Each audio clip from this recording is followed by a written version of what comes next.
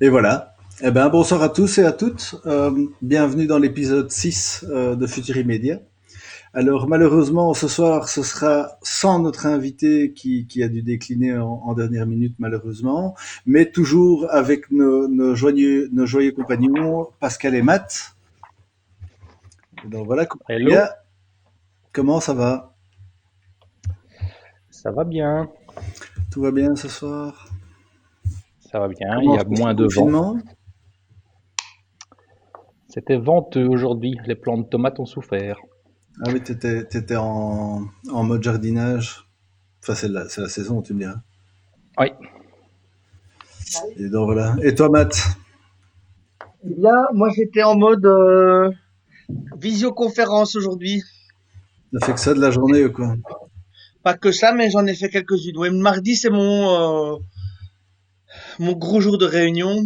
Et donc, ouais, ouais. Mais ça va, ça va. Oui. On est prêt? Donc voilà, on est prêt.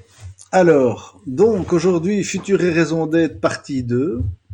Donc en gros, c'était le fameux jour du stream de l'Apocalypse, où on n'a pas pu vraiment... Ah, attends, il y a Groovebox qui dit, j'ai une amie qui m'a bloqué sur Facebook aujourd'hui. J'ai fait un fichier, un message de soutien aux instituteurs et elle m'a stigmatisé sur le fait que j'avais pas d'enfant et puis elle m'a bloqué de partout. Mais je pense que des œufs en chocolat pourront arranger le problème. Le Donc, confinement commence à taper sur la psychologie de pas mal de gens. donc c'est un bon débat sous le futur, en fait. Futur Oui, proche, immédiat, moyen terme, enfin, tu vois. c'est comment se disputer. Alors donc voilà, là, on avait passé une demi-heure la dernière fois à discuter un peu, à définir c'était quoi la raison d'être. Euh, Moi j'étais un peu frustré par le fait qu'on n'avait pas pu continuer et donc pas vraiment avoir la bonne conversation, c'est-à-dire en quoi la raison d'être est importante pour le futur, comment elle permet dans un monde compliqué de garder le cap, parce qu'en fait c'est un peu ça le problème aujourd'hui, c'est que le monde va tellement vite, évolue dans tous les sens, l'information est complètement difficile à avoir. Le savoir est difficile d'accès. On te vend les deux réalités à gauche, à droite comme le même truc. Donc voilà, la raison d'être, à mes yeux, c'est un bon moyen de s'orienter. Et donc je voulais qu'on continue la conversation là-dessus avant d'abandonner le sujet. Et donc voilà, Pascal, je ne sais pas si tu avais des choses à rajouter. mais, Pas- mais c'est effectivement ça, en fait, on peut le voir aussi comme un jalon, ou c'est comme un enfant quand il roule à vélo. On lui dit ne regarde pas ta roue, regarde pas juste devant toi ou quand tu marches, regarde loin.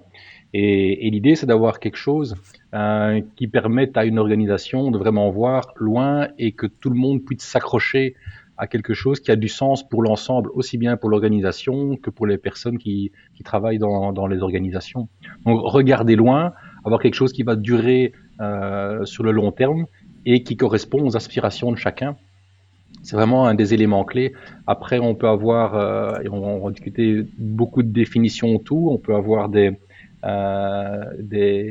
a priori sur tout ce qui touche à la raison d'être. Mais ce qui est important, c'est qu'au moins ce soit quelque chose qui soit accepté et compris par toutes les personnes qui sont censées la partager. Ouais, c'est clair. Et enfin, moi, je vois la raison d'être, c'est quelque chose aussi que tu développes quand tu fais du développement personnel. Et moi, depuis que j'ai mon mantra, c'est un moyen extraordinaire d'accélération et de moyen de garder le cap, en fait. Moi, mon mantra maintenant, c'est créer de l'impact par le partage de la connaissance. Et absolument tous les projets que j'aborde sont faits sous cet angle. Et donc, j'ai abandonné tous les projets qui n'étaient pas dans cette idée-là. Ouais, ouais, les bullshit jobs, c'est un cancer pour l'humanité. C'est effectivement dans une période où la raison d'être devient importante, des jobs qui n'en ont pas, ça devient insupportable en fait. Mais, Et l'image, euh, mais, mais notre société est quand même basée sur beaucoup de bullshit jobs. Et que si Aujourd'hui, jamais plus personne ne faisait ces bullshit jobs, qu'est-ce qu'on ferait? moi je pense qu'il vaudrait mieux faire des trucs complètement jouissifs, que les gens soient dans leur vraie nature et l'énergie qui en émergerait aurait probablement beaucoup plus de valeur ajoutée.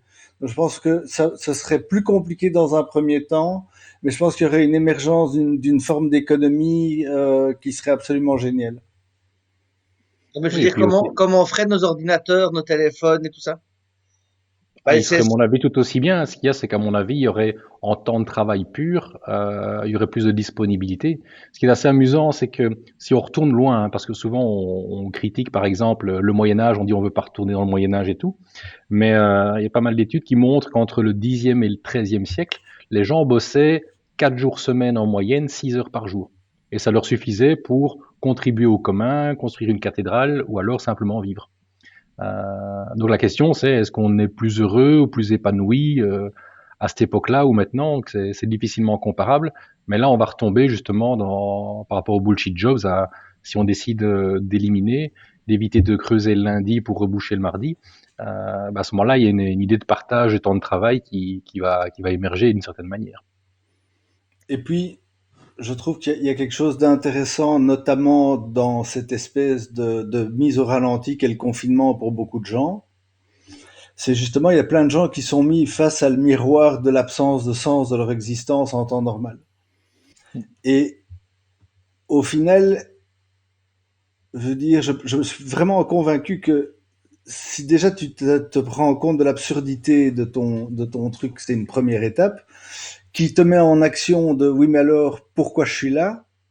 Et je pense qu'une fois que tu as cette espèce de raison d'être, qu'il soit personnelle ou au niveau d'entreprise, c'est hyper fort et tu sais tout de suite si tu as une chance d'avoir une association fructueuse en fait. Parce que si tu vois que ta mission de vie en tant qu'entreprise ou individu est tout à fait différente des gens avec qui tu vas collaborer, bah, tu sais très bien que ça va soit te frotter, soit aller nulle part, soit parce que justement, c'est une très bonne façon de compléter les pièces d'un puzzle et de dire tiens, ok, nous on va faire quelque chose d'assez génial. Et c'est un des points forts de cette crise du coronavirus, c'est qu'on voit quels boulots sont importants et lesquels on valorise ou on valorise pas assez. Donc on voit tous les boulots dans les soins de santé, et pas mal de boulots dans la sécurité aussi maintenant qui sont valorisés, dans l'alimentation énormément. Donc on retombe à l'essentiel et on se rend compte aussi que ce sont tous des boulots qui sont financièrement pas très valorisés justement.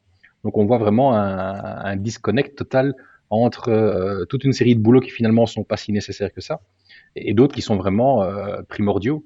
Et c'est pour ça qu'on applaudit à 8 heures du soir. C'est pour des gens qui parfois ont des salaires très très limites et qui vont se lever tôt, bosser le week-end, prendre des risques. Et c'est là qu'on voit ce disconnect majeur se créer, quoi. Oui, oui, clairement. Et donc voilà, et donc je pense que ça va devenir un moment intéressant pour savoir comment faire pour que les gens puissent trouver leur purpose, leur raison d'être. Et je pense que c'est pour ça que les sociétés qui en ont une fonctionnent tellement bien. C'est parce que c'est quelque chose aujourd'hui qui inspire et qui a de la valeur les gens. Comme les gens veulent du sens pour eux-mêmes, ils sont forcément attirés par les entreprises qui créent du sens pour eux et pour les autres, quoi. Et surtout pour toutes les personnes qui ont des compétences très recherchées et qui peuvent avoir le choix justement de dire non à quelqu'un, c'est à ce moment-là que des choses peuvent être. Oui. Dans le chat, donc il y a Groovebox qui dit les bullshit jobs sont un cancer pour l'humanité. Alors ensuite, il fait un autre commentaire que je mets sur le côté pour l'instant. Et puis tu as Esprit Fleuri qui dit serait-il possible d'avoir des exemples de bullshit jobs? Et puis tu as Groovebox qui fait DRH? Point d'interrogation. Alors c'est une vanne intra-chat, c'est une private joke dans le chat. Hein. Donc non, en gros un bullshit job. On va en rencontrer pas mal dans les très très grosses entreprises où la couche de processus administratif, par exemple, font des jobs où tu ne sais plus très bien à quoi ça sert en fait. Tu sais que tu es dans une chaîne, tu sais que tu as des gens au-dessus, en dessous, et que tu reçois des trucs, que tu les transformes et que tu les passes. Mais tu te dis, au fond, si demain je m'arrêtais de bosser, est-ce que ça change quoi que ce soit au monde, à ma vie, si on continue à me donner de l'argent, ou même à l'entreprise? Il y avait un exemple typique d'un mec qui a imprimé un rapport de 900 feuilles à l'imprimante à jet d'encre dans une boîte et qu'il le dupliquait toutes les semaines 100 fois parce que ça avait été validé dans un process. Et en fait, à un moment, ils se sont rendus compte que le mec, ça faisait 5 ans qu'il faisait ça pour rien, quoi. Que personne ne consultait le truc, que ça coûtait le salaire, la vie d'un gars et des centaines de palettes de papier par an pour rien, en fait. Tu vois, juste parce que c'est un truc qui avait été actionné, qui tombait dans le vide et qui tournait dans rien. Ça, c'est les bullshit jobs, c'est les échos perdus, les effets pervers d'une société technocratisée à l'extrême, quoi. Et qui servent principalement aussi à rassurer toute une série de personnes sur le fait que des choses se passent. Donc on va travailler sur des chiffres, on va faire des rapports et tout ça dans tous les sens. Mais derrière, c'est plutôt pour rassurer un groupe de personnes sur le fait que le système fonctionne. Mais effectivement, pas mal d'entreprises, on retire un tiers des personnes, ça va pas changer grand-chose, ça tournera tout seul. Tout à fait. Mais c'est ce qu'on disait tout à l'heure, en fait, avec toi, Matt. Tu disais, il y a des gens, si ça rentre pas dans une cellule Excel, ça n'existe pas. Et Ouais. donc, évidemment, c'est des gens qui sont très technocratiques dans l'approche, quoi. C'est très admin, dépourvu d'humain, et souvent, ça crée une destruction du sens. Parce qu'en fait, on s'en fout pourquoi. Fais-le, c'est tout. On te demande pas de savoir pourquoi, on te demande pas de réfléchir.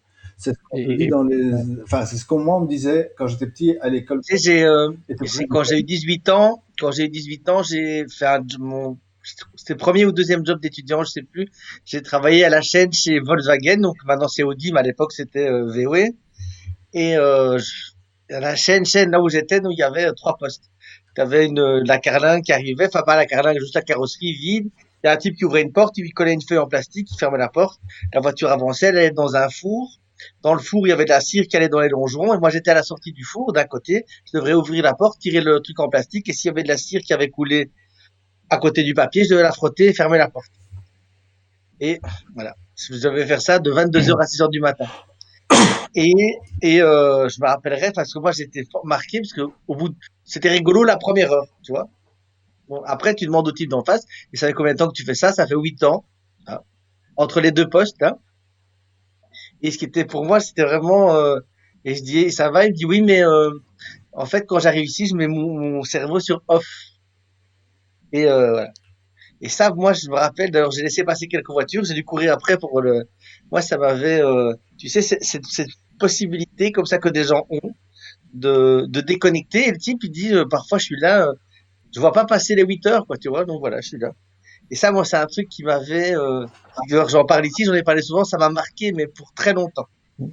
Ah oui, là, on est au summum de la perte de sens, quoi. On est à l'extrême inverse du spectre où même l'action est devenue déshumanisée et donc la seule solution, c'est de t'échapper dans un espèce d'endroit mental Et ailleurs que la réalité, quoi. Et d'ailleurs, là, à l'époque, en fait, on trouvait dans les fonds des poubelles des bouteilles d'alcool, de vin. Il y avait des gens j'avais entendu l'histoire d'un dealer qui s'était fait engager exprès chez VW pour vendre. Enfin, les gens travaillaient beaucoup défoncés pour justement ne perdre en fait le sens de leur réalité, enfin, qui était quand même assez difficile parce qu'il faut, enfin, ce côté répétitif toute la journée, le même geste. Moi, c'était quelque chose, hein. Et, Alors, et puis, ça vient aussi d'une extrême spécialisation. Donc, on est vraiment des grandes entreprises où les tâches deviennent de plus en plus restreintes, très spécialisées. Et du coup, comme plus personne n'a une vue d'ensemble sur comment ça fonctionne, on a peur de retirer un maillon de la chaîne parce qu'on ne sait pas comment ça va terminer. Et quand je parlais de cette histoire de on creuse un trou le lundi pour le reboucher le mardi, c'est une expérience vécue quand j'ai été déployé un opérateur télécom. Il y avait un bureau de travaux publics qui se trouvait juste à côté. Et comme ils n'avaient pas grand-chose à faire, ils creusaient des trous et les travaux étaient principalement autour de leur bureau, pour justement éviter d'aller trop loin. Et effectivement, le lundi, ils creusaient les trous et le mardi, ils allaient réparer les trous. Et leur boulot, ils étaient cantonniers. Donc, Mais quitte à faire un truc inutile, autant le faire pas trop loin, quoi. est-ce que c'est encore le cas? Parce que il y a beaucoup de choses comme ça. Il y avait la même chose pour les policiers qui, pour remplir leur quota, foutaient des PV aux autres collègues qui, de toute façon, allaient faire sauter des PV. Et je crois quand même que tout doucement, on essaie enfin, de rationaliser, non, non, bien sûr, mais ça n'empêche pas qu'il y a pas mal de jobs qui sont, alors on va y venir dans le chat, hein, mais qui seront très probablement automatisés, parce que la simple productivité, Gert Leonhard, qui est un futurologue suisse, il dit productivity is for machines. Et donc il dit on s'en fout dans l'avenir d'être productif. Dès que tu as trouvé le moyen de processer, on pourra l'automatiser. Et donc, ça sert pas à grand chose d'aller par là. Ce qui est important, c'est d'avoir ce qui définit l'humain, c'est-à-dire du sens, de la créativité, de la gestion complexe, parce qu'il y a de l'émotionnel, du rationnel, de la problématique. Enfin, voilà. Et ça, je pense que, en tout cas, j'espère que c'est une des choses que le futur nous déploiera. Alors, Justement, dans dans le chat, le maths. Ferre disait, dans le futur, de nombreux métiers qui apparaissent essentiels, aujourd'hui comme éboueurs, livreurs, caissiers, seront 100% automatisés, du sens pour ces robots et ceux qui les auront créés. Et c'est sûr, et donc normalement, on va avoir ce côté où on aura plus de temps pour faire autre chose. Mais donc c'est sûr que on le sait, mais la question c'est quand est-ce qu'on fera la bascule aussi intellectuelle, parce que on a beau le savoir, les gens qui ont ces métiers-là, quand ils les perdent, ils ont rien d'autre à la place Alors, ou on pas est assez d'accord pour l'instant. que, allez, je pense vraiment que l'éducation, c'est la clé. C'est en fait de cette transformation, de ce changement de contexte, l'éducation va être fondamentale pour permettre aux gens d'avoir les bases requises, les soft skills, comme dirait Véa dans le chat, vraiment la capacité, la flexibilité cognitive de pouvoir s'adapter et de pouvoir mettre à profit ça de façon constructive. Si justement les gens à qui on n'a pas appris de créer du sens, à être dociles, à faire exactement ce qu'on leur demande, on leur coupe cette réalité-là et qu'on leur offre rien à la place, ils vont devenir dingues parce que ça va être complètement abrutissant, quoi. Et en Est-ce fait, que là, on arrive dans le cas extrême en parlant de robotisation. Si on arrive vraiment là, on va arriver avec des systèmes justement de revenus garantis et de taxation entre guillemets des robots justement pour pouvoir garantir un niveau de vie acceptable pour la population. Sinon, on part au-devant de problèmes existentiels assez majeurs. ouais, mais est-ce que justement, parce que la robotisation, elle avance quand même à pas armé, alors que l'éducation, elle avance, hein, si on regarde de manière macro et sur des dizaines d'années, l'éducation avance, mais elle avance clairement pas aussi vite que la robotisation. Et tout ce qui est taxation des robots et autres n'avance pas aussi vite, même s'il y a des discussions, il y a des pays qui le font déjà. Donc, il va y avoir quand même, à mon avis, on n'avance Alors, pas en parallèle, quoi. Donc, ça va être c'est compliqué. vraiment là, alors c'est vraiment pas dans le sujet du jour, mais on s'en fout, que ça va devenir fondamental, c'est comment on va pivoter l'économie maintenant. Est-ce qu'on rajoute plus de néolibéralisme dans un système néolibéral malade, comme ce que le système essaie de faire? Est-ce qu'on pivote sur des monnaies écologiques, sur la microtaxe et des choses comme ça? Et à partir du moment où tu fais une microtaxe, ben, le robot est tout aussi taxé que l'humain. En fait, dès il va avoir cette microtaxe, et à ce moment-là, tu t'en fous qu'elle soit produite par une machine ou autre, et tu crées une sorte de revenu de base. Et ça, ce serait une solution, mais bon, voilà, c'est pas le sujet de base. Moi, je pense qu'on est en train de faire filer le chat, et qu'il faudrait qu'on refasse attention dessus. Matt, Alors, justement, Séverine, je viens de te répondre. Le sujet du jour, c'est futur et raison d'être. Purpose. Ça, c'était le. Mais alors, le chat, je vais un peu le reprendre, c'est vrai. parce qu'on l'a un peu. Donc, Séverine qui dit, la Belgique, ah oui, alors ça, c'est est un des pires pays pour tout ce qui est prise de risque, être indépendant, est un parcours du combattant. Si tu te plantes, tu es foutu. Ça, C'est vrai que c'est pas voilà, qui pousse l'entrepreneuriat, non. ça c'est sûr. Alors, à voir si les ressources énergétiques seront capables de couvrir l'automatisation. Tout, Ça, c'est une autre bonne question. Est-ce que, En fait, Pascal, ça, est-ce que tu as un avis c'est la, là-dessus? c'est la grosse problématique. Et donc, actuellement, on voit ce qui se passe, en tout cas, par exemple, pour le pétrole, qui reste quand même, avec le charbon et le gaz, les grosses ressources énergétiques actuellement. Donc, la crise qu'on a du coronavirus a fait baisser la demande à un point qu'il y a une surproduction de pétrole. On a un prix négatif. On a ouais, aussi on des te prix paye pour le négatifs sur stocker maintenant. oui, on a des prix négatifs sur l'électricité aussi, rien que pour aujourd'hui, parce qu'on a eu du vent. On avait 60 km/h en général en Europe, plein soleil. Donc les énergies renouvelables étaient au-dessus en volume des besoins, parce que les besoins étaient bas. En plus, on avait beaucoup de production. En France, ils ont dû arrêter les centrales nucléaires parce qu'il faut toujours avoir un système pour permettre d'équilibrer, parce que les énergies renouvelables ne sont pas permanentes, donc elles sont intermittentes. Mais on était en full énergie normalement renouvelable dans la plupart de l'Europe aujourd'hui. Alors, si on veut parler de l'énergie, le pic du pétrole conventionnel a été dépassé en 2008, donc c'est le pétrole facilement exploitable.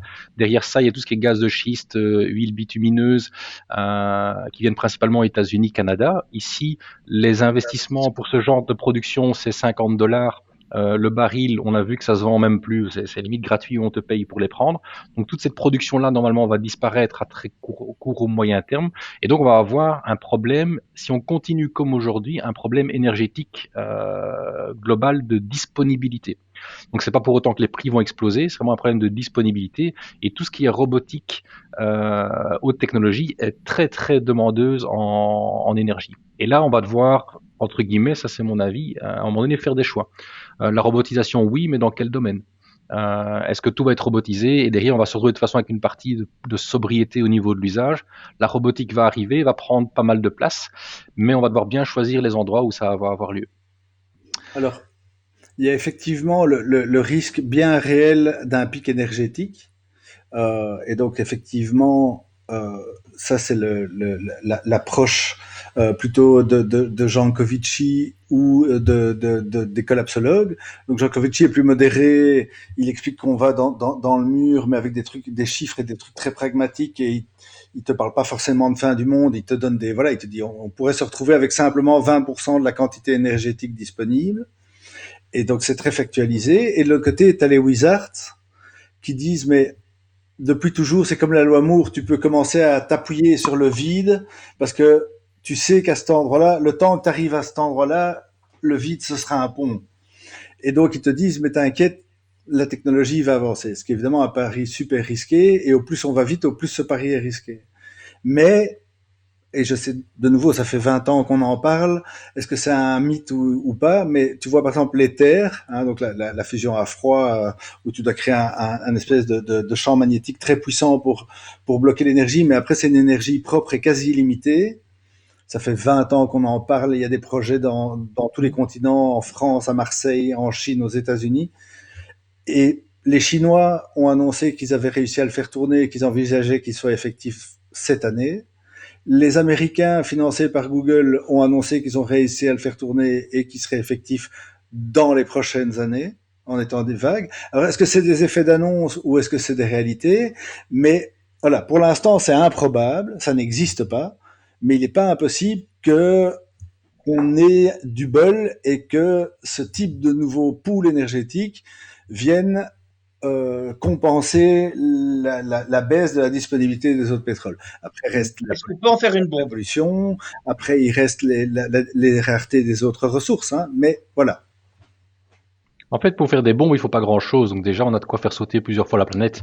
Oui, Donc on oui, n'a je pas sais besoin bien, de mais plus. c'est toujours quand il y a un nouveau truc, il y a toujours bien un mec qui en fait une Oui, bombe à un moment. oui. Mais par contre, ça, ce que vient de dire Raphaël ouvre une autre question, et je crois qu'on avait discuté en privé déjà, Raphaël, sur si on avait une énergie abondante, limite bon marché, illimitée, qu'est-ce qui se passe? Et après avoir réfléchi là-dessus, à ce moment-là, on n'a pas de limite dans nos envies. Ça veut dire qu'on peut vraiment se lâcher, commencer à rouler comme des fous furieux. En fait, l'impact, on va dire, est peut-être peut être limité par rapport au réchauffement climatique si en plus cette énergie est propre. Par contre, on va continuer à bétonner, on va continuer à abattre des forêts. Donc, on va se Faire des retrouver grosses voitures?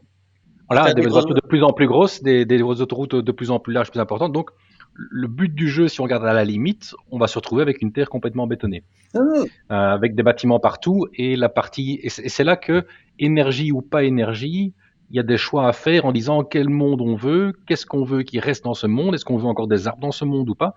Parce que si on continue comme aujourd'hui en disant voilà, on a plein d'énergie, ben on va envoyer des tracteurs de plus en plus gros défoncer la forêt amazonienne. On va continuer avec des fours à béton et des cimenteries qui vont utiliser du béton de plus en plus, et puis on va tout jeter, et on va abattre les bâtiments tous les 20 ans pour en construire des nouveaux. Et donc c'est là, c'est le point, c'est plutôt où est-ce qu'on va mettre la limite, parce que même avec l'énergie qu'on a aujourd'hui, on peut aller très très loin déjà. Et on perd actuellement chaque année 1% des surfaces agricoles, rien que par la perte de fertilité et surtout l'urbanisation. et le bétonnage. Non, alors, il est évident, moi je répondais juste à l'aspect, y aura-t-il assez d'énergie disponible Mm. pour couvrir l'avancée du Mm. progrès? Donc, dans les différents spectres du futur, il y en a un qui est, est-ce que le futur sera hyper high-tech? Est-ce qu'il sera à peu près similaire parce que ça va se tasser? Ou est-ce qu'on va retourner à l'ère pré-digitale ou voire pré-industrielle, Mm. tu vois? Et à mon avis, il y a peut-être un scénario, c'est est-ce qu'il y aura du high-tech pour tout le monde ou pas? Oui, ça, Parce qu'on va et passer encore de 7 après, milliards et demi à 9 milliards. s'il te plaît? Ouais. Oui, donc on va passer de 7 milliards et demi à 9 milliards. Aujourd'hui, il y a pas mal de gens qui ont encore pas passé un seul coup de téléphone dans leur vie. Il n'y a que 5% des gens qui ont pris l'avion. Du coup, on pourrait vraiment avoir un monde à 2 vitesses ou même 3 vitesses avec une technologie qu'on va retrouver dans certains pays et d'autres pays, il y aura juste aucune technologie et ils vont continuer comme ça fonctionne aujourd'hui. Donc souvent, quand on parle de technologie, on a une approche très occidentale en tenant compte de nos besoins et pas forcément des besoins ou des évolutions d'autres Non, bien populations. sûr, ça c'est encore d'autres aspects, mais déjà aujourd'hui, il y a encore quelques chasseurs-cueilleurs, notamment cette île où le mec qui a gagné à Darwin, là, parce il a été Évangéliser. voilà, et il s'est fait tuer. Là, tu as encore quelques trucs de chasseurs-cueilleurs comme il y a 12 000 ans, et puis tu as des gens qui vivent à toutes les époques, quoi. Mhm. Et t'en as qui sont même franchement en avance. Tu regardes le Japon en moyenne, ils ont 20 ans d'avance sur notre temporalité au niveau du progrès, quoi. Enfin, du mode de vie selon le progrès. Alors, il y a encore un, dans le chat, il y a Ferrum qui dit encore, demain, les robots seront autonomes et des entités à part entière. Ils échangeront leurs services contre de l'énergie et des entretiens réparations. Des entités indépendantes comme les humains. Ce qui sera aussi, à mon avis, un bon sujet pour Futur et Média. Je pense. Rien que ça. Tout à fait. Mais même rien que la thématique de Ghost in the Shell, tu vois, avec jusqu'où on va, est-ce qu'on verra un jour une intelligence artificielle ou est-ce que c'est un mythe? Moi, je dis pas que l'accident est impossible, mais selon les paramètres actuels, aujourd'hui, c'est plus artificiel qu'intelligent, hein, en fin de compte. Ça simule de l'intelligence, mais c'est tout sauf de l'intelligence, quoi. Mhm. Mais il n'y avait pas ce truc-là chez Google, là. C'était quoi? Ils avaient fait faire des exercices à des intelligences artificielles. Et il y en a une qui avait inventé un langage qui n'arrivait pas à Oui, décrypter. oui. Alors, ils ont fait plein de tests, en fait, c'est pas Deep Blue, c'est, bref. Et donc, ils ont fait un premier test où ils ont pris 3 AI indépendantes. Ça. Et ils ont dit à A et B, votre but, c'est de communiquer entre vous, mais il faut pas que C puisse être capable de comprendre. Et on avait dit à C, ton but, c'est d'essayer de comprendre ce que A et B disent. Et en fait, elles ont commencé à développer leur propre langage, et donc il n'est pas impensable que dans le futur, les AI euh, créent des langages uniques entre chaque. C'est comme si on avait chacun notre langue en fonction de si on parle à l'un, à l'autre, à un groupe de 3, à un groupe de 4, qui permet d'être complètement sécurisé avec. Et donc ça, ils avaient repéré que les 3 AI avaient développé leur propre langage, leur système de cryptage pour essayer de couvrir l'autre et autres. Ce que Google a fait aussi avec DeepML, donc c'est les AI qui améliorent les AI en fait. Ils ont pondu celui qui a créé un programme de reconnaissance visuelle. Et donc l'AI a inventé une AI qui est capable de reconnaître ce qu'il y a à l'écran dans une vidéo. Et en fait, ce truc, à la naissance, a éclaté toutes les AI de computer vision. Donc ce truc a simplement outperformé tout le reste. Ils ont créé une AI avec juste les règles des échecs dedans. Mhm. Donc ils ont dit à l'AI qui venait de naître, tiens, eh bien, est-ce que tu peux aller te battre contre le champion du monde d'échecs, qui est une AI aujourd'hui? Et il l'a éclaté en 4 heures de temps. Donc ça, c'est vraiment les progrès, mais ça reste encore très con. C'est une simulation d'intelligence, c'est pas une intelligence réelle, quoi. Mais bon. Jérôme dit, il y a beaucoup d'occasions de faire face à tout sauf de l'intelligence dans le chat. Mais il y a aussi des cas justement par rapport aux échecs. Une AI plus un homme est souvent plus fort que l'AI. et je crois que ça s'appelle des centaures ou quelque chose comme ça. Souvent, les deux combinés permettent d'avoir des approches différentes. D'ailleurs, dans le Ça, c'est dans l'histoire de l'humanité. On est souvent plus fort à deux que tout seul. C'est pas une Oui. question d'AI, ça. et donc c'est ce que d'ailleurs moi dans mes cours je dis center centric. On a d'abord été product centric à la première révolution industrielle, puis on a été brand centric à la deuxième, user centric à la troisième, et en fait la quatrième on sera center centric. Ce sera toi et ton double digital, toi et ton AI, Mm. le binôme. Et en fait on dit souvent que la machine augmente l'humain, mais on ne dit pas que l'humain augmente la machine en fait. Mm. Sans l'humain, la machine serait beaucoup moins performante. C'est ça qui est intéressant justement dans ces histoires d'échecs où un homme et une machine sont plus forts que la machine, c'est-à-dire que l'homme a une valeur ajoutée aussi. C'est ça qui est intéressant. J'ai vu aussi un message passer que ne faut pas oublier l'énergie humaine, qu'on a tous deux bras et deux jambes. Et ça, c'est une estimation aussi que Jean-Marc Jancovici avait faite. C'est que avec la consommation actuelle d'énergie aujourd'hui, c'est comme si on avait 350 esclaves qui bossaient pour nous. Donc c'est le volume énergétique que l'on 500 en consomme. moyenne en Europe. 500 Mm. esclaves énergétiques, je crois. Mm. Donc c'est du monde déjà. Ouais. Et c'est ça, Ouais. effectivement, on a tous deux pieds, deux jambes, mais c'est très bien placé, Pascal, parce qu'effectivement, aujourd'hui, on a beaucoup plus que deux pieds, deux jambes. En fait, et accepter à revenir à juste deux pieds, deux jambes, Mm. c'est redescendre d'un niveau de confort qui est absolument impensable aujourd'hui, quoi. Mm. Tu sais, j'ai entendu cette semaine un truc qui m'a quand même, enfin, qui m'a quand même fait réfléchir. Tu sais, c'est même des gens qui, avant confinement, parfois ils ont pas envie de sortir de chez eux, alors ils commandent un truc qui est en face de chez eux. Il y a un mec qui sort et qui leur apporte. Et mais juste parce qu'ils ont pas envie d'y aller. Et ça, je me dis, waouh, là on commence à être très très loin. Dans le Bon, déni. Tout à fait. moi je commande pas, je vais toujours chercher.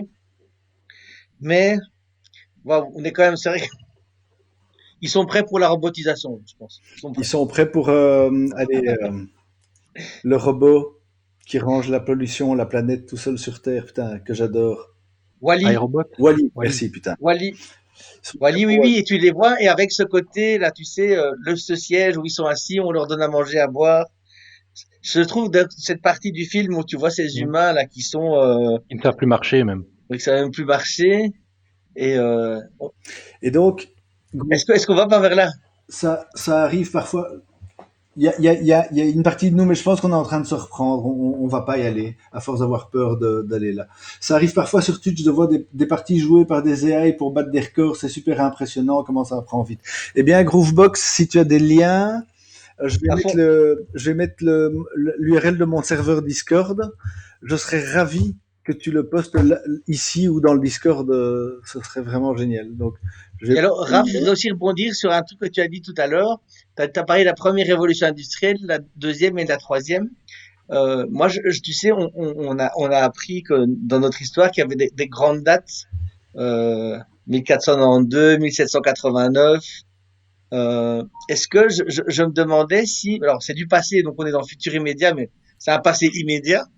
Est-ce que l'apparition d'Internet n'est pas le début d'une nouvelle ère historique? Ah ben carrément. Le digital en tant que Ouais, tel, c'est parce que là, je veux dire, l'écriture, c'est ouais. aussi important que l'écriture en fait. En fait, ce qui est intéressant, c'est que c'est une date mondiale. Parce que toi, quand on reprend 1789, ça ne touchait que 10% de la population mondiale. Donc à l'époque, les civilisations n'étaient pas au courant que en Amérique latine, il y avait des trucs de fou.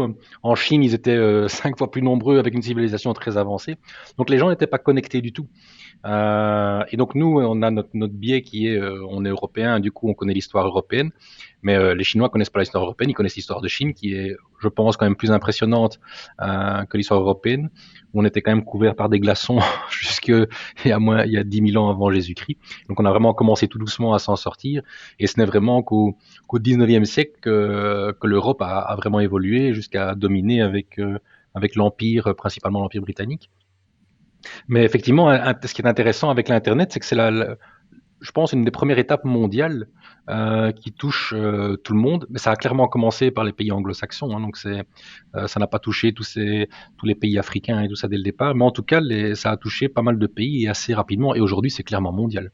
Et donc voilà, et je pense, parce que voilà, il y a Béatrice dans le chat qui organise des écosystèmes justement sur les internets. Alors pas les internets comme nous on dit dans ton émission et les autres broles, mais l'année passée, elle a organisé un écosystème d'open innovation sur l'internet de l'énergie.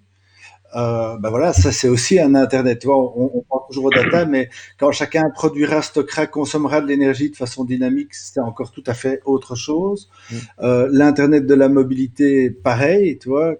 Qu'est-ce qui se passe-t-il quand la propriété des véhicules, l'énergie produite, tout devient décentralisé, délocalisé? Et en fait, tu as l'Internet industriel, on voit que l'Internet, quand le monde sera digitalisé, enfin digitalisé, et que les deux plans auront complètement fusionné, à ce moment-là, l'Internet, ce sera tout, ce sera aussi physique que digital, et c'est pas encore tout à fait évident à concevoir comment ça va sonner, à quoi ça va ressembler, mais c'est vraiment là qu'on va, quoi.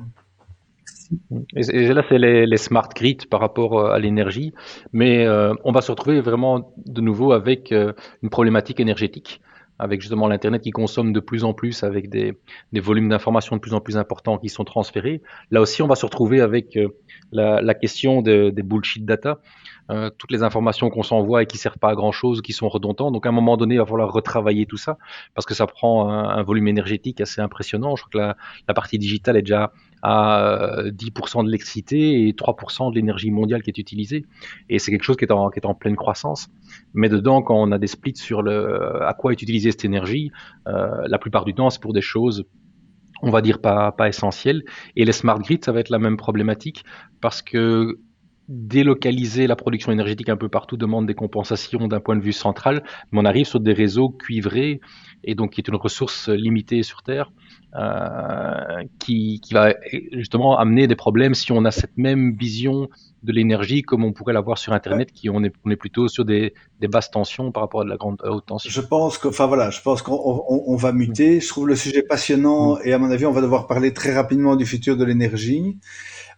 Mais pour revenir un peu dans le sujet de la raison d'être, je vois Ferhamgard qui disait la peur est l'un des plus grands obstacles à la réalisation de sa raison d'être. À la base, la peur est une émotion qui découle de pensées négatives sur l'avenir. Lorsque vous anticipez une douleur ou une souffrance future, vous éprouvez de la peur. Et effectivement, je pense que l'un et l'autre sont en opposition. Et c'est pour ça que c'est important de travailler sa raison d'être et de la garder dans le cap pour ne pas être victime de la théorie du choc. C'est-à-dire qu'effectivement, sous choc, la vision raccourcie, on rentre en mode chasseur, on a la vision périphérique qui disparaît, le cœur qui s'accélère, on fatigue plus vite, et donc on est moins capable de naviguer. Et donc effectivement, je pense que c'est pour ça que ça se prépare, c'est justement pour éviter de se perdre à cause de la peur, quoi. Et on est dans une époque où, voilà. Et à mon avis, c'est renforcé par le fait que maintenant on réalise que pour atteindre, on va dire, pour avoir une raison d'être que l'on puisse pleinement vivre et assumer, il va falloir des transformations. Et peut-être qu'il y a 50 ans, la raison d'être des gens ne demandait pas une telle transformation. On suivait plutôt une voie tracée qui était peut-être moins compliquée en soi. Mais aujourd'hui, on se rend compte qu'avec toutes les crises qu'on a, si on veut accomplir sa raison d'être et la vivre jusqu'au bout, ça va demander des vraies contributions, des vraies transformations, et que clairement ça peut faire peur parce qu'on est vraiment, on saute un petit peu dans l'inconnu aussi.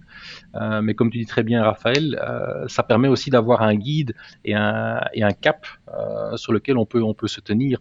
Mais au moins, on aura déjà fait la première étape qui est vraiment la conscientisation et savoir où est-ce que l'on veut aller, et puis derrière, on peut mettre toutes les actions en place pour y arriver. Mais on est face à des transformations et on n'est pas juste à essayer de résister à une crise en disant je vais passer, il n'y a pas de souci, et j'ai une certaine résilience qui est une résilience plutôt dans la résistance. On est vraiment passé sur une résilience où on va devoir se transformer et changer de chemin. Donc on n'est pas juste à s'adapter sur le chemin comme il est. La plupart des gens, quand on parle de raison d'être, c'est une idée de changer de chemin et de transformation. Alors, Séverine, justement, elle a fait un commentaire qui pas dans ce sens-là, mais c'est intéressant.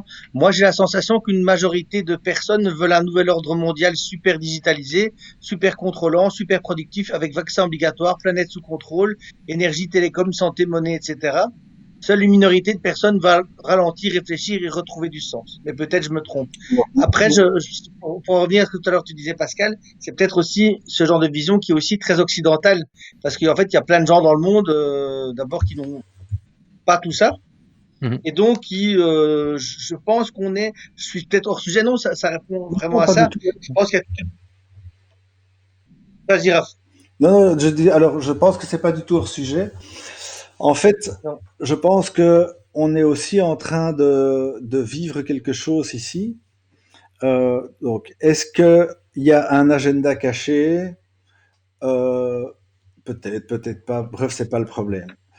Une chose est sûre, c'est que le système aujourd'hui est malade d'un excès de néolibéralisme qui a créé des fragilités dont on est en train de faire le truc. Ah, Raph, c'est sûr pour une partie des gens. Oui, oui, mais bon, ok, d'accord. Je respecte ton point. Mais Non, non, non, mais c'est pas. Moi, je suis d'accord avec toi. Non, non, mais moi, je suis d'accord avec toi. Je dis juste que tu vois, quand on dit c'est sûr, mais en c'est fait, ça que c'est je pas dis. sûr pour beaucoup de C'est gens. ça que je prends le point. J'ai fait un raccourci de langage. Mais comme dit François Bégodeau, les mecs croivent leur propre propagande. Il y a peut-être deux, trois cyniques absolument horribles, mais les trois quarts des gens sont persuadés de ça. Et donc, pour eux, c'est la seule façon de solutionner le problème. C'est ce qu'on appelle l'hypernormalisation. C'est-à-dire que le système est tellement global qu'on n'arrive pas à penser en dehors du système. On n'arrive pas à penser différemment. Et je pense qu'une majorité de gens sont là-dedans. Est-ce que le système est bon ou mauvais? Il n'y a que ce système-là. C'est la seule réalité possible. Et alors, tu as l'autre truc. J'ai un conseiller du Premier ministre qui m'a répondu à un truc complètement débile sur LinkedIn.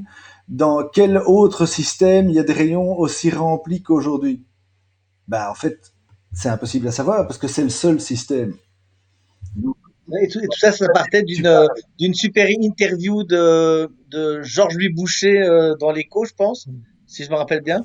C'est de ça que je me suis fait allumer. Donc, lui, s'est fait vanner là-dessus. Il a reposté une caricature de lui avec un cerveau avec marqué moins 90% dessus en disant je sais que ça n'a pas fait plaisir à tout le monde, mais voilà, je répondrai à pourquoi, machin. Et moi, j'ai simplement dit, en fait, au lieu de parler de croissance ou de décroissance, est-ce que l'alternative, c'est pas de se poser la question sur qu'est-ce qu'on veut voir croître dans le monde? Quels sont les indices? Alors oui, effectivement, l'économie permet d'avoir plus de confort, plus d'éducation, plus de ceci, plus de cela. Mais en fin de compte, si on mettait les vrais objectifs là-dessus, on se rendrait compte que c'est pas forcément toujours un gain économique. Enfin voilà, bref. Mais je disais même pas, j'allais même pas plus loin que simplement l'ouverture du truc. Et donc le gars finalement ne Mais pour changeons revenir, pas un système qui fonctionne. C'est de l'hyper-normalisation. On ne sait plus voir au-delà. Donc voilà, pour répondre à mais Séverine qui était ouais. tout à fait dans le sujet. Et pour revenir sur ton point sur le fait qu'on a une vision très occidentale, aujourd'hui, partout dans le monde, les gens ont des problèmes locaux, mais tous n'ont pas conscience que l'origine des problèmes est globale. Mhm. Donc, quand on parle du réchauffement climatique, biodiversité et tout, parfois ce sont des problèmes qui les dépassent. Euh, mais la plupart des réponses aux problèmes que les gens ont aujourd'hui sont vraiment des problèmes globaux qui sont très compliqués à appréhender, à toucher et limite sont devenus un peu incontrôlables pour les gens. C'est très difficile, même le monde, la financiarisation totale de tout ce qui se passe, de toutes les transactions, de toutes les matières, tout ce qui est propriété intellectuelle, le fait que quand on dépose un brevet, on a la capacité et l'exploitation exclusive de ce que l'on a inventé, le manque de partage de connaissances qui limite l'innovation. Tout ça, c'est quelque chose qui rend le monde très complexe pour énormément de monde. Donc, ce que je voulais Et dire, donc, c'est que Séverine, dans son commentaire, disait que il y a tout le monde, enfin, le nouvel ordre mondial, c'était plus hmm, de digitalisation, super contrôlant. Je pense que pour beaucoup de gens, ils en sont pas là. Il y a des gens, ils veulent manger à la fin de la journée. Et ouais. en fait, et ce côté réflexion sur le sens, je pense que tout ça, il y a pour beaucoup de gens dans le monde, ce n'est pas une réflexion. Il y a des réflexions, il y a des gens qui vivent au jour le jour. Hmm. Et tout ça, ce sont des réflexions très occidentales que tu vas en Ouais. Et il y a faire. il y a des éléments très culturels derrière aussi. Hein. Il y en a qui, pour qui c'est moins gênant, pour d'autres c'est quasiment impossible. Tout ce qui est privacy en Europe, les gens vont hurler. Dans d'autres endroits, les gens finalement ça les intéresse très moyennement, effectivement parce qu'ils ont d'autres C'est problématiques et parce que c'est d'autres éléments à gérer. en- Alors, il y a Véa qui pose deux fois une question. C'est quoi la solution et comment on dépasse tout ça?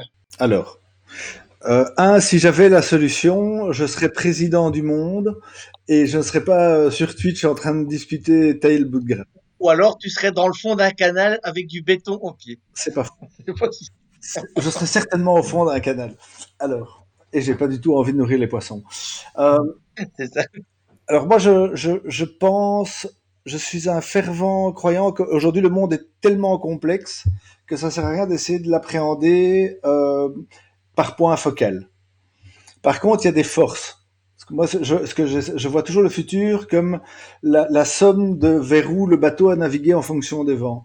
Et donc, je crois qu'il y a des vents sur lesquels tu peux pas te tromper. Euh, Au sommet de tous ces vents, hein, c'est ce que je discute toujours dans mes conférences, c'est la bienveillance. Moi, c'est la valeur que je place comme valeur absolue. Et donc, j'essaye voilà, de mettre ça dedans. Je pense que faire quelque chose d'écosystémique, où tous les membres du système fonctionnent, où l'écosystème se régénère, donc quelque chose qui, du coup, peut être balancé, peut être inégal, mais jamais à l'excès. Hein, qu'est-ce qui se passe dans un corps quand une cellule décide de prendre toute la place? Eh ben, on meurt parce que c'est un cancer. Je veux dire, il y a bien des organes plus importants que d'autres. Il y en a des vitaux, des moins vitaux. Il y en a des gros, des petits, qui prennent beaucoup d'énergie ou pas. On a vu que les intestins, par exemple, ont décru en taille pour permettre au cerveau humain de se développer, parce que énergétiquement parlant, il était impossible de survivre dans la nature en ayant un intestin très développé, enfin des intestins, et un cerveau très développé. Donc voilà, je crois très fort que le biomimétisme, dont le sujet viendra dans 15 jours d'ailleurs avec, comment il s'appelle, Rostand, Sidney Rostand, qui est le CEO de BioXCG, qui est une boîte qui fait du biomimétisme, donc observe la nature pour faire des produits industriels. Bref, je pense que voilà, on doit se réinventer et on doit trouver les forces qui poussent dans la bonne direction. Se calquer sur la nature, c'est une très bonne idée. Se calquer sur la bienveillance, c'est une très bonne idée. Euh, les business models en affaires sont une très bonne façon de trouver la solution. Si par exemple mon business model c'est de gagner 1000 balles à chaque fois que je te vends un téléphone, mon point c'est que je vais devoir te vendre un téléphone tous les 3 mois. Et parce que d'abord tous les ans, et puis ça suffira pas, j'essaierai de trouver le moyen de te vendre un truc tous les 6 mois, tous les 3 mois, tout le temps. Alors que si Apple, une fois par an, je crois qu'ils y mettent bien. Hein. ils y arrivent plus, ils y arrivent plus personne n'y arrive en fait. Euh, et donc, enfin pour le moment. Hein. Et donc, par contre, si mon modèle c'était de te louer un téléphone full service, ben mon intérêt c'est que ce téléphone il dure 10 ans, qu'il soit évolutif, réparable. Et donc on voit que simplement dans une façon de générer de l'argent, on a des externalités positives ou négatives. Et ça, c'est mettre des forces. Et tu sais qu'à partir de ce moment-là, c'est générique. Ça veut dire que ça va tout le temps taper dans ce sens-là. Le problème de Facebook, c'est son business model. Tu vends ton attention tacitement à des gens qui vont te l'acheter. Et donc, eux ont créé des systèmes qui te permettent de, dès que tu arrives sur Facebook, tu as oublié de ce que tu pensais, tu penses à ce qu'ils veulent que tu penses. Voilà. Donc, pour moi, c'est les directions. C'est les vents d'un business model, des lois de la nature, des forces de l'humain. J'ai une super conférence qui parle de ça dès qu'on est déconfiné, d'ailleurs. Et peut-être pour un peu parler Attends, plus moi, je vais largement. vous couper parce que c'est le moment où je bascule sur ma chaîne parce que là, dans 10 minutes, j'ai un live avec... Ah, on a perdu On a Raph. perdu Raphaël. On a perdu Raphaël. Donc moi, j'ai un live avec Olivier Biron. On va parler culture, festival annulé et compagnie. Et donc, c'est dans 10 minutes et donc je dois encore me préparer. Mais est-ce qu'on va récupérer Raph? On va attendre un petit peu. Moi, je vais continuer sinon. Mais pour Voilà. renforcer ce que Raph disait, par rapport à comment est-ce qu'on va y arriver, quelle est la solution, on a besoin d'une transformation majeure de la société en général. Et il y a deux éléments clés pour y arriver. il faut que toute une série de personnes écrivent, on va dire d'une certaine manière, des manifestes apportent des solutions, mais ce n'est que du papier. Donc ça veut dire en gros que si c'est pas supporté par des gens ou par des changements tangibles de comportement ou d'aspiration d'une partie de la population, ça ne pourra pas évoluer. Ah, on a de l'écho, Raph. Sorry, Mais, j'ai eu mais- un back button malencontreux. Et donc allez, j'ai allez, perdu ma fenêtre de broadcast avec toutes les caméras et tout, et visiblement vous continuez à tourner. Donc voilà. Alors moi, désolé. je vous quitte. À tout à l'heure, Raph. À tout à l'heure. À plus. Voilà. Et donc, pour terminer ce que j'ai commencé, il faut absolument avoir des manifestes, mémos et des propositions, mais surtout derrière, il faut qu'une tranche minimum de la population décide de changer vraiment son comportement de manière tangible. Et ce n'est qu'à ce moment-là qu'il y aura suffisamment d'audition et de compréhension par rapport au monde politique et même des entreprises pour dire, tiens, effectivement, il y a quelque chose de sérieux qui se passe, on me propose des solutions et le changement pourra avoir lieu. Mais tant qu'on a juste aujourd'hui, on va dire, des manifestes qui seront signés par une centaine, on va dire, d'académiques ou d'autres personnes, ça ne sert pas à grand-chose tant qu'on n'a pas vraiment une tranche minimum de la population qui décide de changer son comportement et de le voir de manière tangible. Mais les deux commencent à se mettre en place actuellement, mais on n'est pas en... Oui, je pense qu'il y a, enfin, les politiques, c'est d'ailleurs pour ça qu'un Nicolas Hulot est parti à un moment parce qu'il s'est rendu compte que ça changerait pas. Et donc, je pense qu'il faut un vrai contre-pouvoir citoyen pour aller changer la donne. Ah, il y a un écho. Oui, il y a un écho. Ah, je C'est vais quand t'es revenu. reloader, parce que des fois ça marche. Alors, Raphaël est reparti. Et donc pour revenir là-dessus, les politiques réagissent souvent avec un décalage de plusieurs années. Et c'est là que le coronavirus est vraiment une opportunité actuellement, parce que ça permet à un groupe plus ou moins significatif de réaliser certaines choses de par le confinement, de redécouvrir certaines activités, redécouvrir le fait qu'on est dans un pays, sans doute pour les vacances cet été, redécouvrir la Belgique. Si on voit des tendances concrètes qui se dégagent du coronavirus, ça pourra justement amener le politique à bouger dans certaines directions et les entreprises aussi. Et donc c'est aussi sans doute le moment où les entreprises vont se dire, tiens, finalement, est-ce que c'est plus rapport à justement des approvisionnements, une manière de produire par rapport à des gens qui sont en train sans doute de changer de paradigme. Un autre exemple, c'est le fait que les gens sont en remote working de plus en plus. Les entreprises les découvrent aussi. Avant, elles préféraient garder les gens au bureau, mais maintenant elles sont obligées de mettre les gens en remote working. Est-ce que ça crée d'autres opportunités, d'autres changements de manière de faire? Tout ça, c'est quelque chose qu'on va voir, on va dire, à court ou moyen terme, mais qui est une opportunité, si bien supportée par des propositions d'associations, de groupements citoyens, ce message est renforcé et fait qu'à un moment donné, le politique est obligé de bouger. Oui, clairement.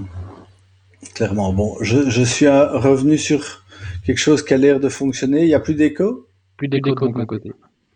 Là, je pense que j'ai trouvé une partie du problème, mais je ne sais pas comment je vais faire pour revenir à mes trucs par avant. Raphaël Thays, vérifie si tu as une fenêtre Twitch ouverte qui a fait doublon. Ça vient peut-être de là l'écho. Non, c'est via mon programme de son, de mix son virtuel qui a récupéré un feed dans le... Voilà. Quoi, il y a un triple écho maintenant? Moi, il y a de l'écho comme moi je parle aussi. Ça me paraît bizarre. Ça.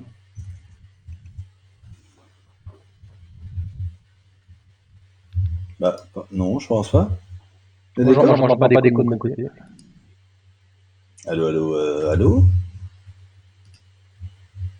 Non, pas de réaction du chat. Non, bah, apparemment, il n'y a pas d'écho. Mais peut-être on revient sur la définition justement de la raison d'être. Une des définitions qui est intéressante, si on se positionne par rapport au niveau de l'entreprise, c'est ce qu'elle souhaite apporter sur les principaux enjeux sociétaux et environnementaux, économiques reliés à son domaine d'activité. Et c'est là qu'on peut vraiment se poser la question aujourd'hui, justement, dans cette approche où on n'est plus en just in time, en saucissonnant les productions avec des produits au niveau de la planète, mais aussi essayer d'expliquer à toute une organisation pourquoi est-ce qu'elle est là et à quoi elle sert.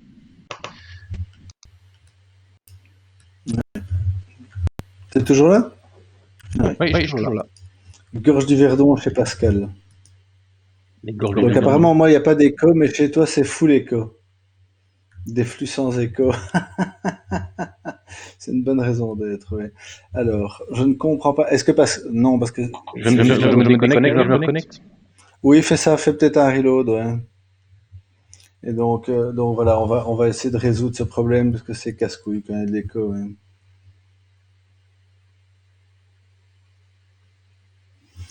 Donc voilà, oui, effectivement, la raison d'être comme boussole pour naviguer dans le bon sens et certainement garder le cap dans un monde où ça change tout le temps de sens, de direction, ça s'ouvre dans tous les sens. La raison d'être, c'est un bon cap. Salut Pascal. Voilà, j'ai toujours de l'écho ou pas? Moi, je t'entends sans écho, donc Moi c'est très aussi. compliqué de juger le truc. Et vous, le chat? ISDR de écho? Parfait. Ah, voilà. Voilà. Donc, je pense que de temps en temps, il faut faire un petit reload. Voilà. Fantastique. Et donc, Pascal, avant qu'on te force à rebooter. J'ai rebooté, donc ça s'est fait maintenant. Tout à fait, mais avant. Oui. L'économie d'aujourd'hui a été créée pour une époque où tout le monde bossait à l'usine. C'est ça. Avec tous nos boulots flexibles, ça ne fonctionne plus, je trouve. Je pense c'est ça. Et donc, on doit changer de système. Et l'ancien monde dit non. En fait, on doit juste rajouter plus d'anciens concepts dans le nouveau monde pour que ça fonctionne. Et c'est ça qui est dangereux, en fait. Et ce qui est aussi important, c'est de voir le rôle que l'on joue dans son écosystème avec toutes les parties prenantes, ou ce qu'on appelle les stakeholders. Et on n'est pas là simplement pour faire une concurrence effrénée à quelqu'un d'autre, on est là pour travailler ensemble, surtout dans un monde où les ressources vont être contraintes. Le but du jeu, c'est pas non plus de s'entretuer, ça c'est facile à faire, et on peut faire de la concurrence de fou furieux quand les ressources sont illimitées, mais dans des ressources contraintes où il y aura justement, comme tu disais Raphaël, des systèmes comme l'économie de la fonctionnalité, de l'économie circulaire et tout ça, les gens vont devoir bosser ensemble, les organisations vont devoir bosser ensemble, et donc vont devoir définir leur raison d'être dans un groupe écosystémique. Et c'est là que c'est important, toutes les relations avec ce monde extérieur. Et dans l'avenir, une boîte ne pourra plus fonctionner toute seule. Elle doit vraiment s'intégrer dans tout son écosystème. Et de là, la raison d'être. Et des entreprises commencent à créer leur raison d'être en partenariat avec leurs clients, leurs fournisseurs, les membres de l'écosystème avec des pouvoirs publics, jusqu'à parfois l'intégrer dans les statuts de l'entreprise. Et ce qui est intéressant, c'est que derrière, ils font aussi des steering ou des suivis de la raison d'être pour dire est-ce que finalement cette raison d'être que l'on a acceptée et qu'on a définie ensemble, est-ce qu'on la suit bien?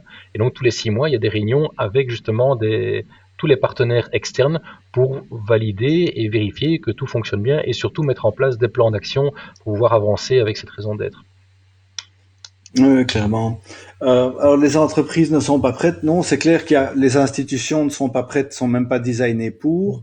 Les entreprises, beaucoup ne sont pas prêtes, mais c'est comme toujours en fait. Les précurseurs auront très dur, et au moment où ça va bouger, le choc sera tellement violent pour les autres qu'ils vont même se demander ce qui s'est passé en fait. Avant, tu voyais le changement arriver lentement et tu te rendais compte que tu perdais des parts de marché lentement. Maintenant, ça peut être dans le futur VUCA, ça peut être du jour au lendemain. Bah, regarde le coronavirus, les 3/4 des entreprises se sont pris un mur parce qu'elles n'étaient pas adaptées. Là-dedans, il y en a plein qui ont fait leur transformation digitale en 2 mois, là où en 4 ans, ils n'y étaient pas arrivés. Avec du bonheur et du malheur, évidemment, mais voilà. Et demain, les chocs seront de plus en plus fréquents, les changements de cap de plus en plus violents, soudains, rapides et extrêmes. Et donc, on doit s'adapter au risque de potentiellement disparaître. Et c'est ça Et qui est compliqué, je pense. ouais, si on prend l'exemple, par exemple en France, il y a une loi qui est passée en début d'année sur les entreprises à mission ou les entreprises contributives. Et donc certaines entreprises ont déjà défini une mission ou une raison d'être, parce que le terme est un peu flou à ce niveau-là. Et donc Carrefour, par exemple, si je prends juste un morceau de leur raison d'être, qui est un petit paragraphe, donc leur ambition, c'est d'être leader de la transition alimentaire pour tous. Si on va jusqu'au bout de la réflexion, on va se poser la question sur les hyper. Pourquoi est-ce qu'ils font du non-food? Si vraiment leur concentration, c'est de faire les leaders de la transition alimentaire, mais on vient d'où? On va où? On voit que pour l'instant, c'est du papier. Qu'est-ce que ça va changer en réalité? Et de, Ceci dit, les hyper, je pense, je suis plus dans le secret des dieux, mais ils parlent d'arrêter le non-food à très Mhm. court, moyen Ouais. terme, quoi. Ce qui sera en ligne avec le raison d'être. Il y a d'autres exemples, par exemple Danone, c'est apporter la santé par l'alimentation au plus grand nombre. Euh, Au départ, Danone, c'était BSM, je pense, qui était un fabricant de petits pots en verre. Et du coup, ils ont augmenté leur bien en disant, tiens, si je fais le contenant, pourquoi je ne ferai pas le contenu? Ils ont commencé à faire des yaourts, et puis c'est devenu une entreprise spécialisée dans tous les dairy products, donc tout ce qui est le lait. Et maintenant, leur ambition, c'est vraiment d'apporter la santé par l'alimentation. Donc on estime que si on mange bien, a priori, on est beaucoup moins malade. Donc c'est quelque chose assez noble comme ambition, et ça donne une vraie direction pour tout le monde dans l'entreprise. Le problème, c'est que c'est très compliqué d'intégrer ça dans une entreprise très très grande, mais pour définir leur raison d'être, ils l'ont travaillé avec toute l'entreprise, donc quelque chose d'assez fort, parce que le CEO est quelqu'un qui a fait sa propre transition. Alors, la raison d'être, donc Ludivine pose une question intéressante. C'est quoi la différence entre raison d'être et mission d'une entreprise? En fait, il y a beaucoup de définitions différentes pour ces mots-là. La raison d'être, c'est vraiment, pour moi, et on va dire, on peut vraiment définir ça de manière très différente. La raison d'être, c'est vraiment une certaine ambition et le rôle que l'entreprise veut jouer avec ses partenaires dans son écosystème par rapport à des problématiques environnementales et sociétales.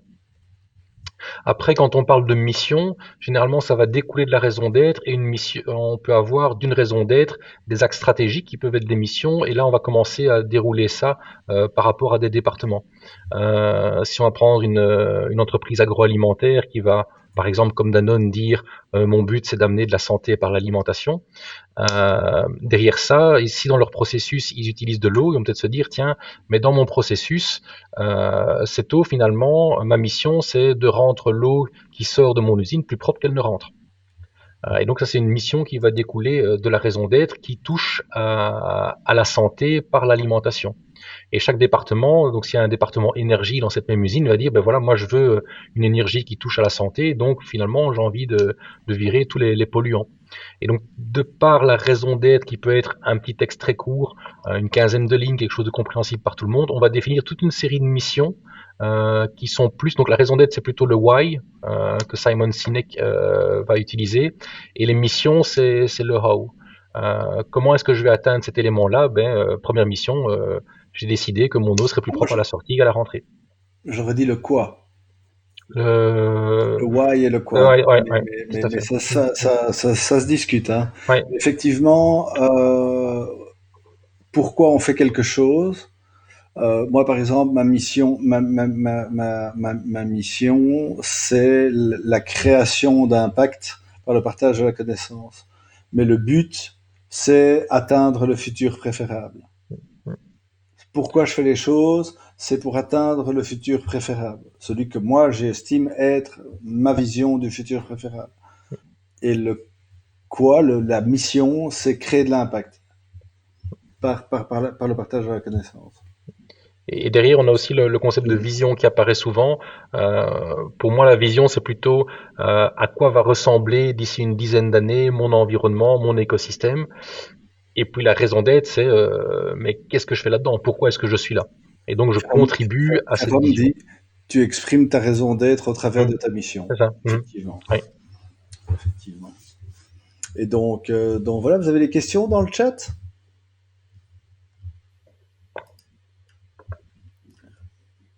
Plus pour l'instant. Ça a bien causé, mais Non, non, c'est bon. Peut-être Et donc, un est-ce point que tu es en train... qu'on peut aborder, c'est qui définit la raison d'être d'une entreprise. Je sais pas si tu veux en parler, Raphaël, ou... Non, vas-y, vas-y, Hmm. tu peux te lancer. Moi, je t'avoue que je vais Ouais. te laisser parler de ça. Je crève de ça, je vais vite aller chercher à boire. Donc par rapport à qui définit la raison d'être dans une entreprise, au point de départ, c'était principalement défini dans les départements de com.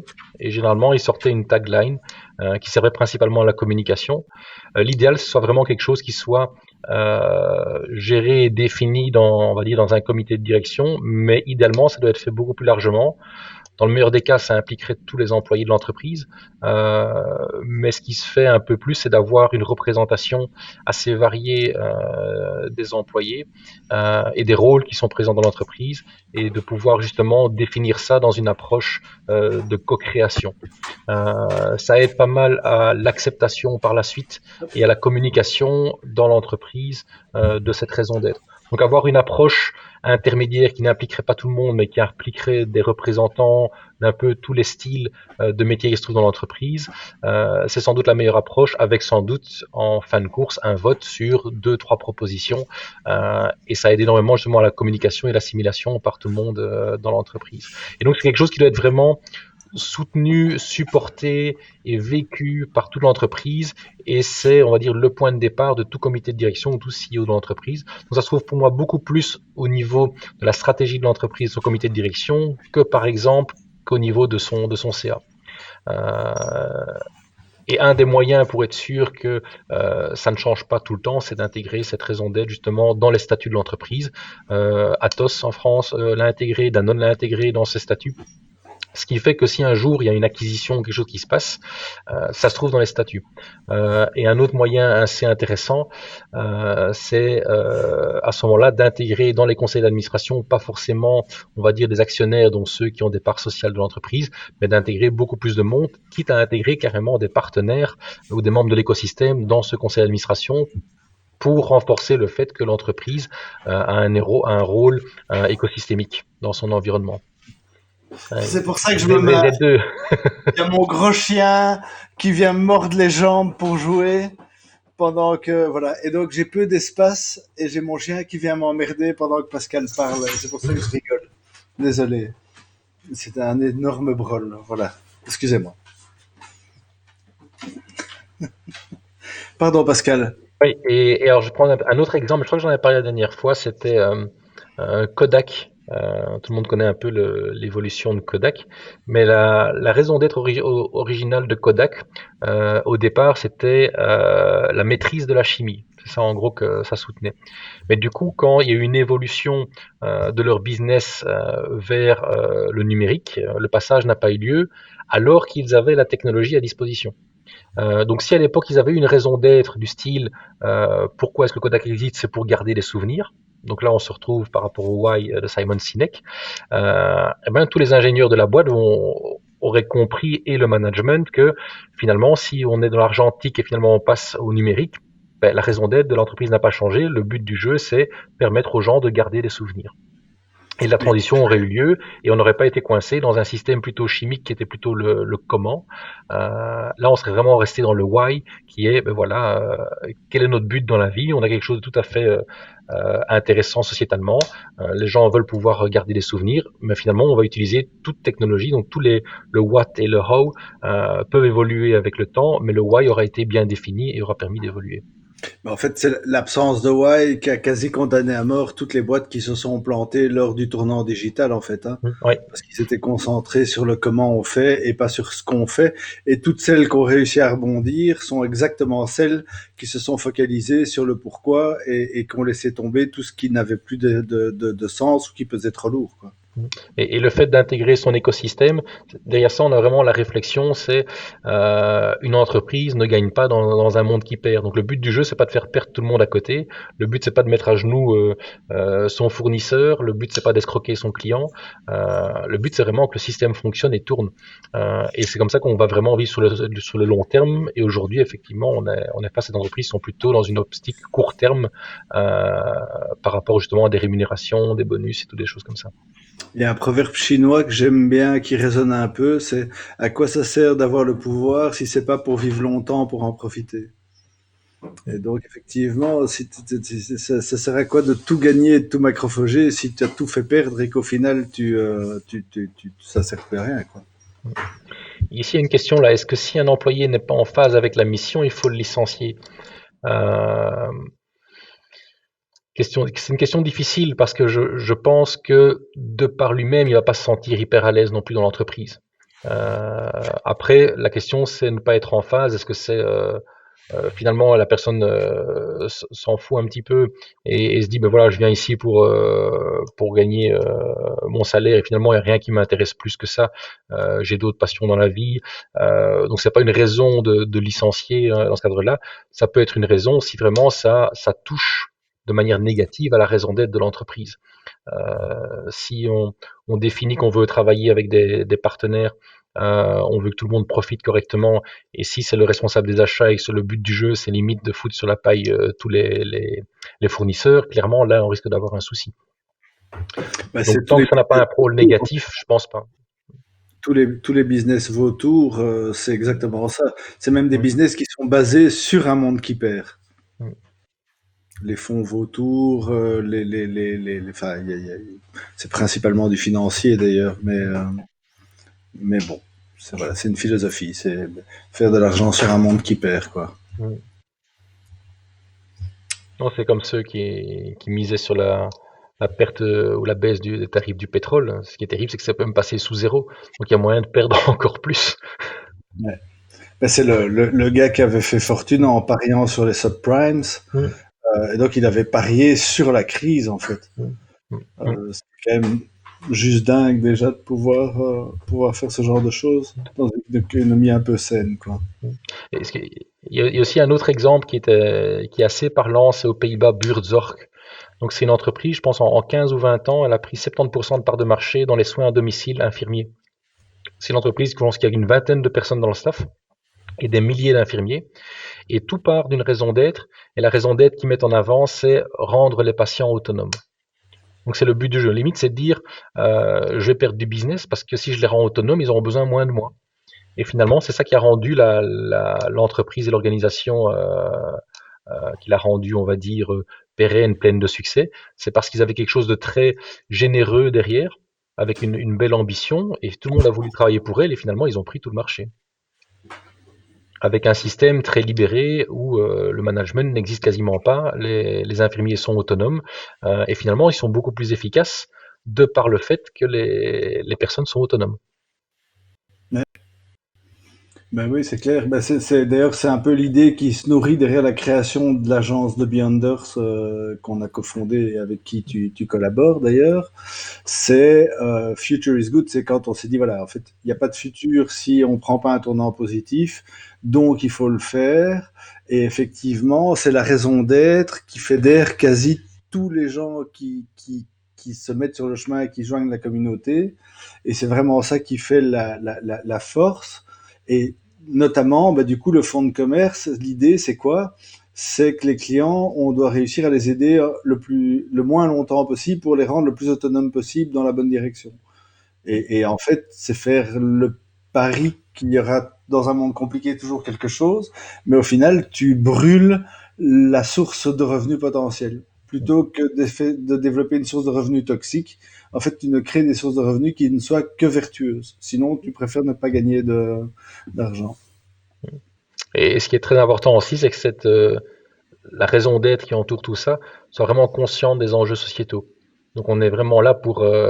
et même si à un moment X, l'entreprise, on va dire, ne remplit pas cette raison d'être, c'est un chemin qu'elle s'est donné et qui va faire que tous les employés se disent, tiens, je sais pourquoi je viens dans cette boîte, je sais pourquoi je me lève le matin, je ne viens pas ici que pour gagner de l'argent, je suis là pour vraiment aider l'entreprise à évoluer parce qu'elle a vraiment un rôle et qu'elle a un impact sur les enjeux sociétaux. Et puis aussi, ce qui est très important, c'est que ce soit simple, synthétique et durable dans le sens, le but c'est pas d'en changer tous les 6 mois, c'est vraiment quelque chose qui soit ancré sur la durée par rapport à l'entreprise. Non, c'est clair. Alors, Ferrum dit un truc qui est tout à fait vrai. Donc, quand des gens mis sur une élimination de valeur, c'est que d'autres personnes mis sur le contraire. Rien d'anormal là-dessus. non. Ce qui est plus malheureux avec les fonds vautours, c'est que si tu as une start-up qui est le projet d'une vie et que tu te fais un moment parce que tu as des problèmes de liquidité ou autre racheté par un fonds vautour ou un VC vautour, en gros, tu te fais racheter par un mec qui a plus à gagner si tu te plantes que si tu survis. Et donc, autant dire que le mec va pas du tout t'aider à survivre, quoi.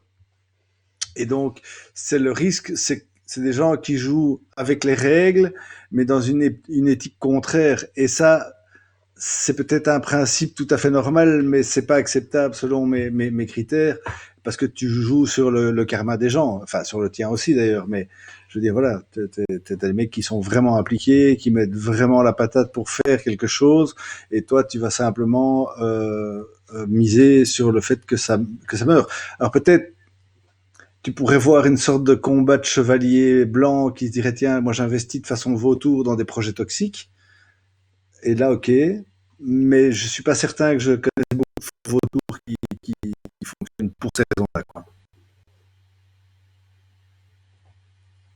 Et puis si on a un vautour parmi des gens qui collaborent, limite il va bien s'en sortir.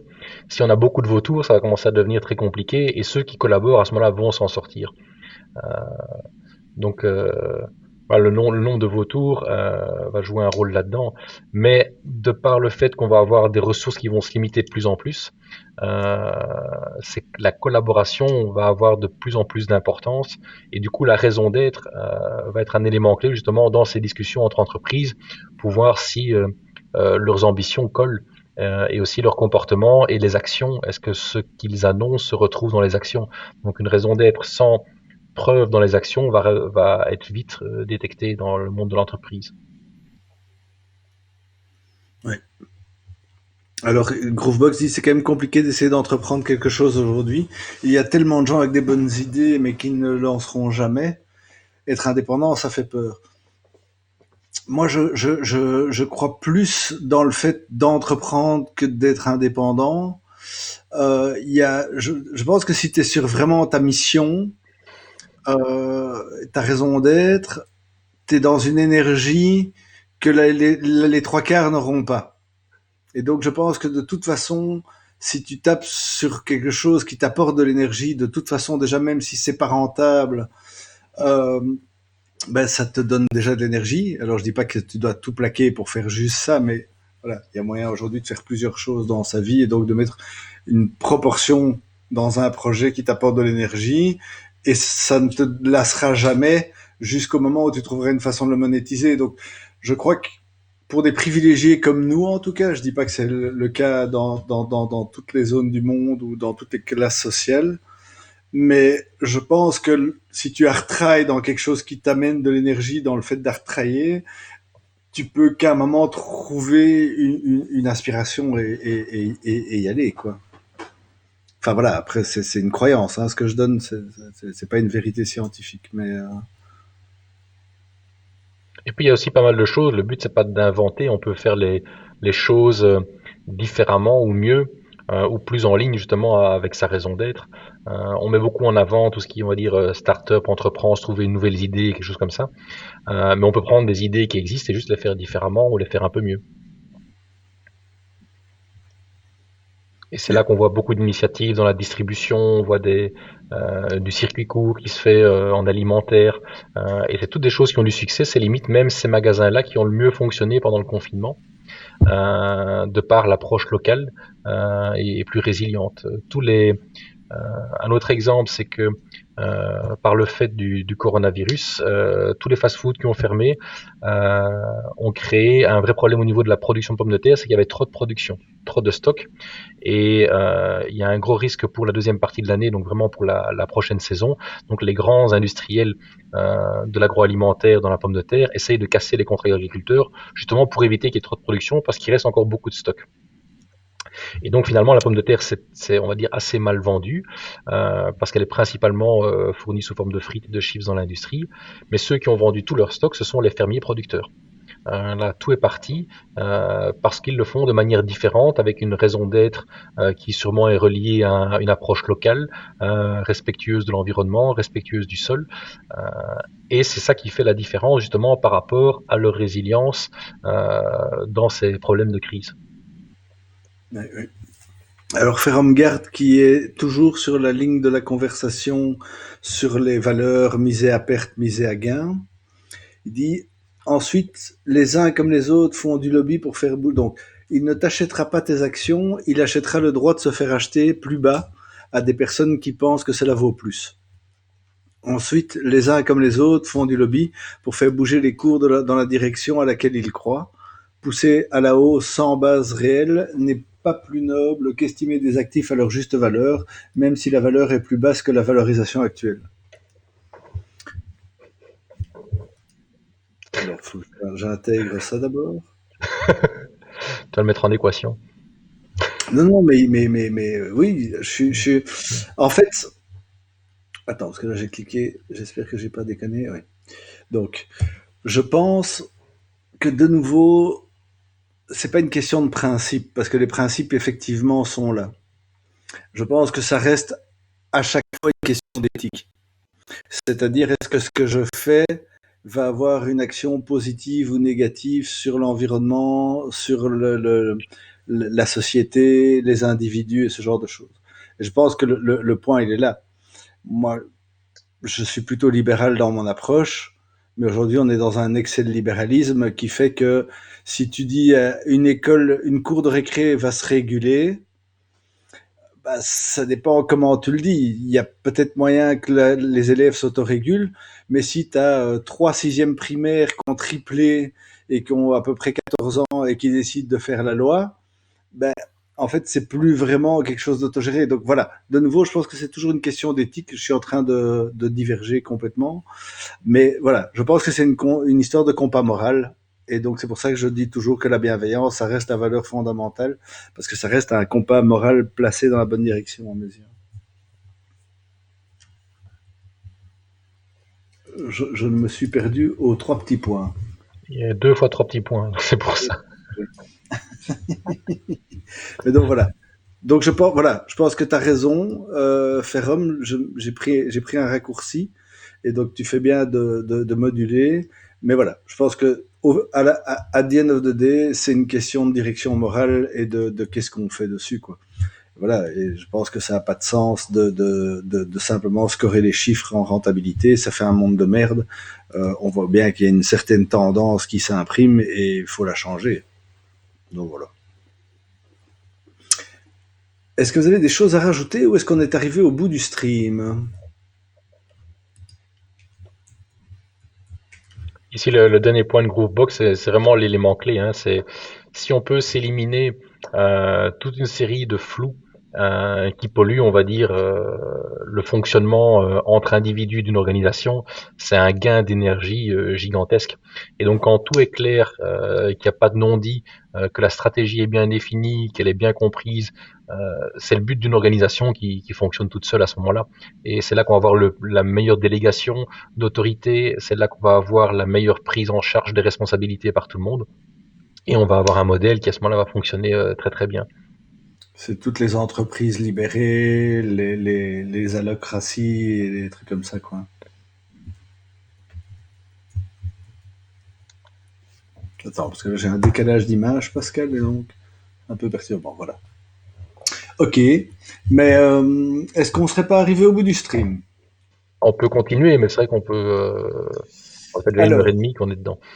Je vais, oui, je suis un peu con comme ça. Si on dit blanc, je dis blanc. Non, non, mais c'est très bien. Moi, je trouve qu'on a eu un chat super intéressant et super participatif aujourd'hui.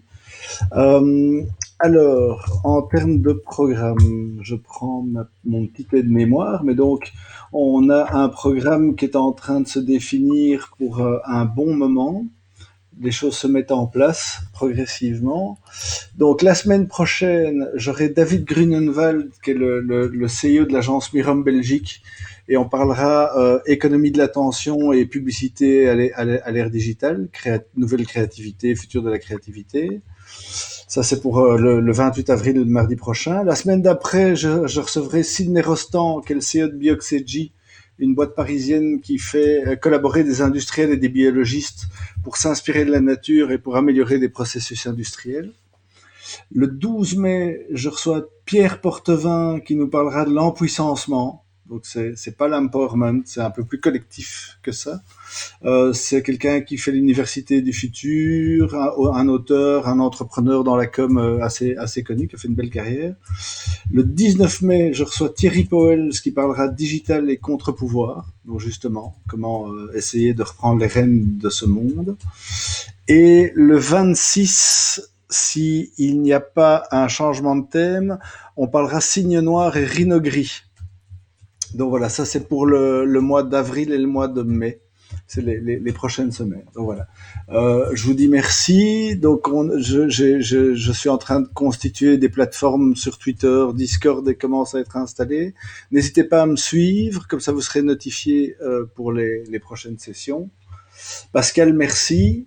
Avec plaisir. Merci le chat, merci tout le monde. On se revoit bientôt. Si jamais, n'hésitez pas à nous contacter par d'autres biais ou via le Discord. Je n'ai pas le lien sous la main, mais je vous le posterai soit sur Facebook, soit sur Twitter, soit voilà, je trouverai bien un moyen. Voilà. Je vous souhaite une bonne soirée. Salut à tous. À bientôt. Salut, salut. Ciao, ciao.